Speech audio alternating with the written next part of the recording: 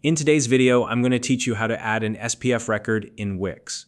Whether you're setting up email authentication for your domain or improving email deliverability, adding an SPF record is an essential step. It's a way to specify which mail servers are allowed to send emails on behalf of your domain, helping to prevent spam and phishing attempts. If you're new to managing DNS records or just want a clear step-by-step guide, you're in the right place. By the end of this tutorial, you'll know exactly how to locate your domain settings in Wix and add an SPF record with confidence.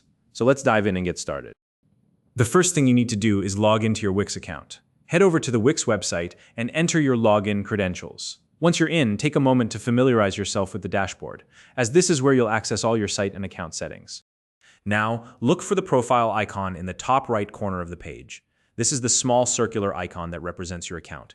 Give it a click and a drop-down menu will appear. From the menu options, select Account Settings. This will take you to a page where you can manage various aspects of your Wix account. On the left-hand side of the screen, you'll see a sidebar with different categories. Locate the one labeled Domains and click on it.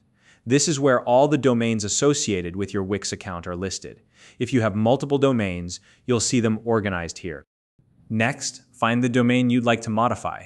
Scroll through the list if needed, and once you've located it, look to the right of the domain name for the Domain Actions icon. This icon usually looks like 3 vertical dots. Click on it, and a small menu of options will appear. From this menu, select Manage DNS Records. This is the section where you can view and edit the DNS records for your domain. Once you're in the DNS Management area, look for the option to add a new record. This might be a button or a link labeled Add Record. Click on it to proceed. At this point, you'll be prompted to choose the type of record you want to create. From the available options, select TXT as the record type. This is because SPF records are added as TXT records in your DNS settings. After selecting TXT, you'll need to enter the SPF record value. An SPF record typically looks something like this. V equals SPF1, include spf.protection.look.com all. Make sure to input the exact value provided to you, as it needs to be accurate to function properly. Once you've entered the SPF record value, take a moment to double-check your work. Accuracy is crucial when it comes to DNS records, as even a small mistake can cause issues with your email delivery.